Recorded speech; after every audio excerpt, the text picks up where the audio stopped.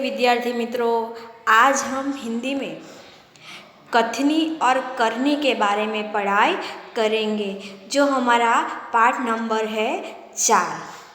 जो हमारा पाठ का नाम है कथनी और करनी, वो सुनते ही हमें पता चलता है कथनी का मतलब क्या होता है। जो कहा जाता है उसे क्या कहते हैं, हम लोग कथनी कहते हैं। और करनी यानी कि जो हमें किया जाता है उसे करनी कहते हैं। लेकिन जो हमारा कथनी और करनी जो पाठ का नाम है, वो उसका साहित्य प्रकार क्या है, निबंध है। तो आज हम कथनी और करनी के बारे में पहले थोड़ी सी बातें करेंगे।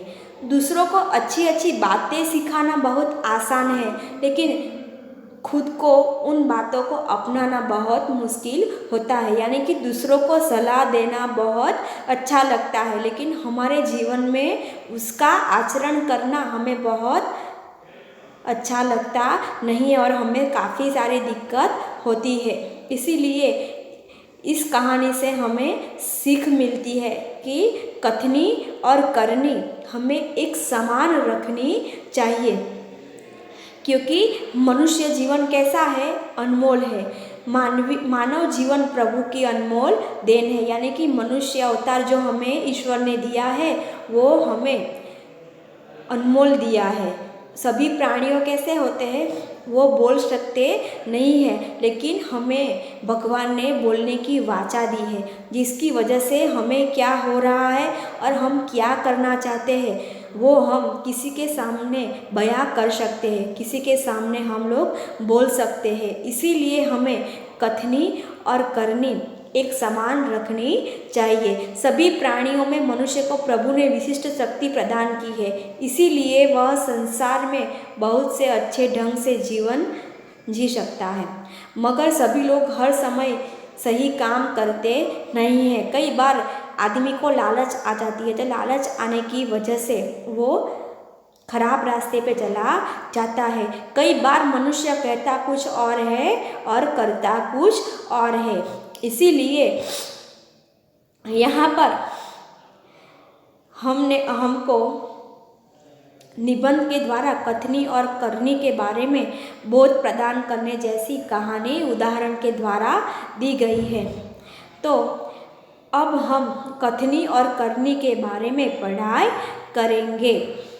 ईश्वर ने मनुष्य को अन्य प्राणियों से श्रेष्ठ बनाया है। એટલે શું કહે છે કે ઈશ્વરે મનુષ્યને બીજા પ્રાણીઓ કરતાં પણ શ્રેષ્ઠ બનાવ્યા છે। કેમ? કારણ કે પ્રાણી પોતાના મનની વાત કોઈને કહી શકતા નથી, કારણ કે ભગવાને આપણને એક અનમોલ શક્તિ આપી છે। શું છે? વાચા। એને આપણે બોલી શકીએ છીએ, બોલીને પણ આપણે બીજાને આગળ રજૂઆત કરી શકીએ છીએ કે આપણને માથું દુખે છે, તાવ આવે છે, કોઈ પણ સમસ્યા હોય આપણે બોલીને બહાર વ્યક્ત કરી શકીએ છીએ। પણ જે પ્રાણી હોય એ પોતે આ શક્તિથી વંચિત રહી ગયેલા છે। એટલે શું કહે છે કે ઈશ્વરે મનુષ્યને બીજા પ્રાણીઓ કરતાં શ્રેષ્ઠ બનાવ્યો છે। કઈ ગુણો से उसे सवारा है। શું કહે છે કે અનેક ગુણોથી તેને માણસને શણગાર્યો છે। ઈશ્વર એટલે શું? ભગવાન। મનુષ્ય એટલે કે માણસ। સવારના એટલે કે સજાના। કારણ કે માણસને ઈશ્વરે શું કર્યું છે કે સારા એવા ગુણોથી સજાવ્યો છે, પણ માણસ આ વસ્તુને યાદ રાખતો નથી। એટલા માટે ઘણીવાર ગમે તેવા રસ્તા પર જતો રહેતો જોવા મળે છે। इसका उसे अभिमान भी होता है। એટલે શું કહે છે કે આનો તેને ગર્વ પણ છે। परंतु स्वयं को गुणों की खान समझने वाला व्यक्ति कई बार ऐसे कार्य करता है कि जिन्हें वह गलत बताता है। कथनी और करनी में अंतर के ऐसे कई उदाहरण रोज देखने में आते हैं। तो શું કહે છે કે પરંતુ પોતાના ગુણોની ખાણ સમજવા માટે મનુષ્ય અનેક વખત એવા કામો કરે છે જેમને તે પોતે ખોટા ગણે છે। કથની અને કરણીમાં રહેલો તફાવત એવા અનેક ઉદાહરણો દ્વારા આપણને સમજાવે છે। કથની અને કરણી પાઠ જે આપણો છે એ પાઠનું નામ વાંચતા જ આપણને ખબર પડે છે। કથની એટલે કહેવું અને કરણી એટલે કે કરવું, એટલે કે જે કહેવું હોય એ પ્રમાણે પહેલાં આપણે એનું આચરણ પોતાના જીવનમાં કરવું પડે છે, બરાબર.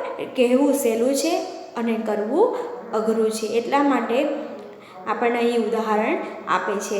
એટલે करनी और कथनी में अंतर के ऐसे उदाहरण रोज देखने में आते हैं. तो विद्यार्थी मित्रों, यहाँ पर हमें एक चित्र दिखाई देता है. चित्र में हमने क्या है, एक आदमी है, उसने यहाँ पे एक तख्ती लगाई हुई है. तख्ती के ऊपर यहाँ पे क्या लिखा है, फूल तोड़ना मना है. और एक आदमी क्या है कि वो फूल तोड़ रहा है. तो यहाँ पर कथनी और करनी यहाँ पे साबित हो जाती है. जो यहाँ पे आदमी फूल तोड़ रहा है उसने ही यहाँ पे तख्ती पर लिखा हुआ है कि फूल तोड़ना मना है, लेकिन वो कथनी करता है, यानी कि वो खुद कहता है कि फूल तोड़ना हमें नहीं है, लेकिन वो करनी करता नहीं है, यानी कि वो लिखा हुआ वो फॉलो करता नहीं है, वो नियम उसे लागू होता नहीं है. इसीलिए कहता है कि कथनी और करनी हमें समान रखनी चाहिए. इस चित्र के द्वारा हमें यहाँ पे यह पता चलता है. बस्ती के बीच सरकार ने पार्क बनाने की जगह છોડ રખી હતી. એટલે શું થાય છે કે વસ્તીની વચ્ચે સરકારે બગીચો બનાવવાની જગ્યા રાખી હતી. बरसात के मौसम में मोहल्ले के एक सज्जन को उसमें फूल के पौधे लगाने की सूझी. એટલે શું થાય છે કે વર્ષા ઋતુમાં તે જ વિસ્તારમાં એક સજ્જન એટલે કે સારો માણસ એ ફૂલ અને છોડ વાવવાનું એને સૂઝે છે, એટલે કે સૂઝ્યું હતી. वे कहीं से पौधे, वो बात अच्छी थी.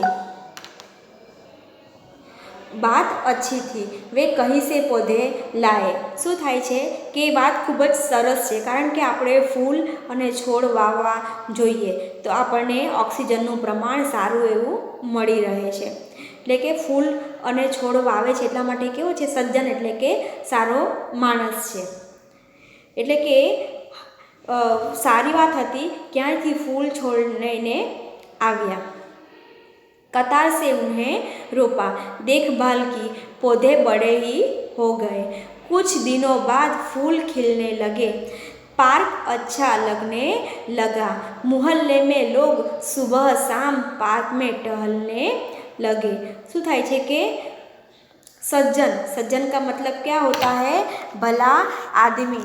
सूझना यानी कि ध्यान देना, ध्यान में आना. रोपा यानी कि लगाना. तख्ती मैंने आपको बताया, उस तरह के तख्ती ऊपर हम लोग कोई भी सूचना लिख सकते हैं. तो यहाँ पर क्या होता है कि વસ્તીની વચ્ચે સરકારે બગીચો બનાવવાની જગ્યા રાખી હતી અને વર્ષા ઋતુમાં તે જ વિસ્તારમાં સારા માણસને ફૂલ અને છોડ વાવવાનું સૂઝ્યું. આ વાત કેવી છે, સારી હતી. પણ તેઓ ક્યાંયથી છોડ લાવ્યા હતા, તેને હારબંધ વાવ્યા, એટલે કે લાઈનમાં રોપ્યા. તેમની સંભાળ રાખી, છોડ મોટા થઈ ગયા અને થોડા દિવસ પછી છોડ ઉપર એટલે કે ફૂલ ખીલવા લાગ્યા. બગીચો સુંદર દેખાવા માંડ્યો. એટલે કે સવારમાં મહોલ્લામાં શું કરે છે, લોકો બગીચામાં ટહેલવા માટે આવે છે. એટલે કે સવાર સાંજ તે બગીચાની મુલાકાત લે છે અને આનંદની અનુભૂતિ કરતા હોય છે અને પોતાની તબિયતની પણ કાળજી રાખતા હોય છે, ખુલ્લી અને તાજી હવા લઈને. फूल सबको अच्छे लगते हैं. पार्क में लोगों के आने जाने से उन्हें यह लगा कि लोग इन फूलों को तोड़कर ले जाएंगे. यानी कि ફૂલ છે બધાને જ ગમતા હોય છે. એટલે કે બગીચામાં જે લોકોની અવર જવર હોય છે તો પેલા સારા માણસને શું લાગે છે કે આ ફૂલ લોકો તોડીને જતા રહેશે. એટલે તેથી એ શું કરે છે કે उन्होंने एक तख्ती के ऊपर यह लिखकर टांग दिया कि फूल तोड़ना मना है. શું થાય છે કે तख्ती यानी कि लकड़ी या धातु की पट्टी પટ્ટી પર શું કરે છે, એ ત્યાં લગાવી દે છે અને શું કરે છે, બગીચામાં લોકોની આવર જાવર વધવાથી એ માણસને એવો ડર થાય છે કે લોકો આ જે છોડ પરના ફૂલ છે તોડીને લઈ જશે. એણે પાટિયા ઉપર ફૂલો તોડવાની મનાઈ છે એમ લખીને ટાંગી દે છે. आते जाते सब उनको पढ़ते, कोई भी फूलों को नहीं तोड़ता. पर मज़े की बात तब आई, सामने आ गई जब लोगों ने तख्ती लगाने वाले सज्जन को बड़े सवेरे जल्दी जल्दी फूल तोड़ते देखा. वे अपनी शर्म मिटाने के लिए बोले, पूंजा के लिए तोड़ रहा हूँ. શું થાય છે, એ સમયમાં આવતા જતા સૌ વાંચતા કોઈ પણ ફૂલ તોડતું નહીં. પરંતુ નવાઈની વાત ત્યારે જ ખબર પડી જાય છે કે લોકો પાટિયું લટકાવનાર સજ્જન માણસને જ વહેલી સવારે જલ્દી ફૂલો તોડતા જોઈ છે. તેઓ પોતાને શરમ છુપાવવા માટે શું કરે છે, પેલો સજ્જન માણસ કહે છે કે આ ફૂલ હું શેના માટે તોડું છું, પૂંજાના ઉપયોગમાં અથવા પૂજા કરવા માટે હું આ ફૂલ તોડી રહ્યો છું. આ માણસ પોતે લગાવે છે તકતી કે ફૂલ તોડવાની મનાઈ છે. એટલે આપણને અહીંયા કથની અને કરનીનો ફરક સમજવા મળે છે કે કથની એટલે શું કે પેલા સારા માણસે પણ શું કર્યું છે કે ફૂલ તોડવાની મનાઈ છે, આવી તકતી લગાવી છે, એણે બીજાને કીધું છે. પણ કરની પોતાના જીવનમાં એણે એનું પણ શું કરવું જોઈએ, આચરણ કરવું જોઈએ. એણે પણ ગાર્ડનમાંથી એટલે કે બગીચામાંથી ફૂલ તોડવા જોઈએ નહીં. ત્યારે જ કથની અને કરની એક સમાન થઈ શકે છે. જ્યારે લોકો એને આજુબાજુ જોઈ છે ત્યારે એ શું કરે છે, પોતાની શરમને છુપાવવા માટે લોકોને શું આપે છે, કોઈક તો બહાનું આપવું પડે ને, ત્યારે શું કહે છે કે હું આ ફૂલ પૂંજા માટે તોડી રહ્યો છું. તો અહીં કથની અને કરની સમાન આપણને જોવા મળતી નથી. તો हम लोग यहाँ पे आगे देखेंगे, बसों में लिखा होता है धूम्रपान करना निषेध है. એટલે બસોમાં શું લખ્યું હોય છે કે ધૂમ્રપાન કરવાની મનાઈ છે. एक बार यात्रा करते हुए देखा कि एक यात्री ने बीड़ी जलाई और पीने लगा. શું થાય છે, એકવાર બસોમાં ધૂમ્રપાન કરવાની મનાઈ છે, પણ એક વખત મુસાફરી કરતા જોયું કે એક મુસાફર બીડી સળગાવીને પીવા લાગ્યો છે. उसे देखकर कंडक्टर ने कहा, भाई साहब बस में बीड़ी सिगरेट पीना मना है. उसने जलती बीड़ी खिड़की से बहार फेंकवा दी. શું થાય છે કે બસોમાં લખ્યું હતું ધૂમ્રપાન કરવાની મનાઈ છે, એ વખતે મુસાફરી કરતા જોઈ તો મુસાફરે બીડી સળગાવીને પીવા લાગ્યો. તેને જોઈને કંડક્ટરે કહ્યું, ભાઈ સાહેબ બસમાં બીડી અને સિગરેટ પીવાની મનાઈ છે. એ સળગતી બીડીને શું કરે છે, મુસાફરને બારીની બહાર ફેંકાવી दीदी. थोड़ी देर में बाद कंडक्टर ड्राइवर के कैबिन में जाकर बैठा, सिगरेट जलाई और दोनों पीने लगे. एक दूसरे यात्री ने यह देखा तो लिखते हुए वाक्य की तरफ इशारा करते हुए कंडक्टर से कहने लगा, भाई साहब बस में सिगरेट पीना मना है. इस पर कंडक्टर शीघ्र बोल उठा, यह वाक्य आपके लिए है न कि हमारे लिए. શું થાય છે કે થોડી વાર પછી કંડક્ટર ડ્રાઈવરની કેબિનમાં જઈને બેઠો. તેણે સિગરેટ સળગાવી અને બંને પીવા લાગ્યા. એક બીજા મુસાફરે આ જોયું અને લખેલું વાક્ય તરફ એને ઇશારો કરે છે, સંકેત કરે છે.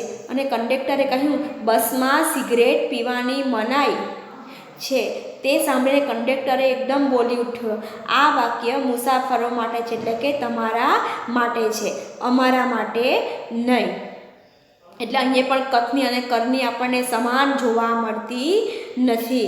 यानी कि यहाँ पे कथनी करना बहुत ही आसान है, लेकिन करना अपने जीवन में करनी जो करनी होती है वह करने में आदमियों को बहुत दिक्कत लगती है. तो यहाँ पे हम लोगों ने आज कथनी और करनी के बारे में 2 उदाहरण समझे हैं. एक तो पहला फूल तोड़ना मना है और दूसरा है धूम्रपान से वर्जित. तो आज हमने इतनी पढ़ाई की है, तो इनमें से आपको अपने हिसाब से एक एक वाक्य में सवाल जवाब खुद ही सवाल बनाना है और खुद ही उसके बारे में जवाब लिखना है। अब इसके बारे में हम लोग आगे पढ़ाई बाद में यानी कि दूसरे पीरियड में करेंगे।